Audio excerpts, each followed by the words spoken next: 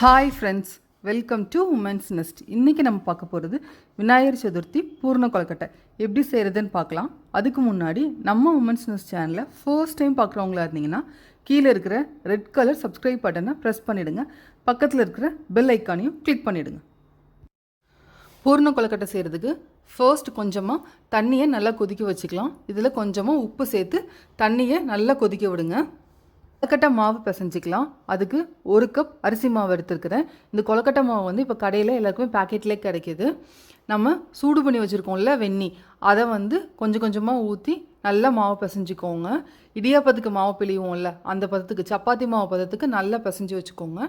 2 spoon தேங்காய் எண்ணெய் ஊற்றிக்கோங்க. அப்படி இல்லை நார்மல் ஆயில் ஊற்றி நல்லா மாவு பிசைஞ்சிக்கோங்க. நம்ம வெந்நீர் ஊற்றி மாவு பிசைறதுனால ரொம்ப சூடாக இருக்கும். அதனால் ஃபஸ்ட்டு வந்து ஏதாவது மிக்சர் வச்சு நல்லா மிக்ஸ் பண்ணிக்கோங்க. அதுக்கப்புறமா கொஞ்சம் ஆறுனதுக்கப்புறம் கை வச்சு நல்லா இந்த மாதிரி சப்பாத்தி மாவு பதத்துக்கு பிசைஞ்சிக்கலாம். இப்போ ஒரு துணி போட்டு இதை இப்போ எடுத்து வச்சிடலாம். இப்போ போய் நம்ம பூர்ணம் செஞ்சுட்டு வந்துடலாம். ட்ரை ஆகாமல் இருக்கிறதுக்காக ஏர் போகாமல் க்ளோஸ் பண்ணிக்கோங்க. இப்போ பூர்ணம் ரெடி பண்ணிக்கலாம். அதுக்கு பேனை அடுப்பில் வச்சு நல்லா ஹீட் ஆனதும் 2லேருந்து 3 ஸ்பூன் நெய் சேர்த்துக்கோங்க. நெய் வந்து லைட்டாக ஹீட் ஆனதுக்கப்புறமா 1 கப் துருவின தேங்காய் சேர்த்துருக்கிறேன். தேங்காய் நல்லா ட்ரை ஆகிற வரைக்கும் நல்லா வறுத்துக்கோங்க. 1 கப் துருவின தேங்காவுக்கு 1/2 கப் பொடிச்ச வெல்லம் வந்து சேர்த்துக்கோங்க. வெல்லம் வந்து தண்ணி எதுவும் ஊற்ற வேண்டாம். அதுவே நல்லா கரைஞ்சி நல்லா மெல்ட் ஆகிற வரைக்கும் நல்லா மிக்ஸ் பண்ணிகிட்டே இருங்க.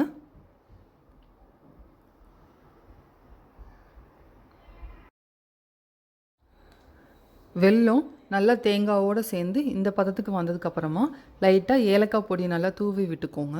தூவிட்டு நல்லா மிக்ஸ் பண்ணிக்கோங்க. நம்மளோட பூர்ணம் இப்போ சூப்பராக ரெடி ஆயிடுச்சு. நீங்கள் வந்து பூர்ணம் ரெடி பண்ணும்போது தண்ணி வந்து கொஞ்சம் கூட சேர்த்துக்க வேண்டாம்.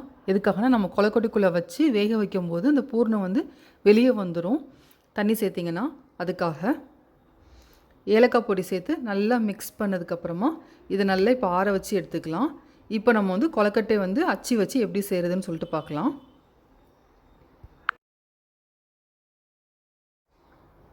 கொழுக்கட்டை மாவை இப்போ ஓப்பன் பண்ணி பார்க்கலாம். நல்லா சாஃப்டாக இருக்குது. இப்போ இந்த மாதிரி ஒரு அச்சு எடுத்துக்கோங்க. அச்சு எடுத்து இந்த மாதிரி ஆயில் வந்து ஃபுல்லாக அப்ளை பண்ணிக்கோங்க அச்சில். அப்போ தான் ஈஸியாக வெளியே வரும். இந்த மாதிரி க்ளோஸ் பண்ணிவிட்டு இந்த மாதிரி ஃபுல்லாக எல்லா இடத்துலையும் படுற மாதிரி நடுவில் கேப்பு குழியாக இருக்கிற மாதிரி எல்லாம் ஃபில் பண்ணி வச்சுக்கோங்க.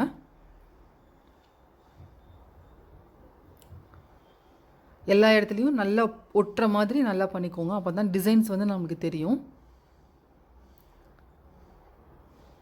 இப்போ நம்ம பூர்ணத்தை உள்ளே வச்சுக்கலாம்.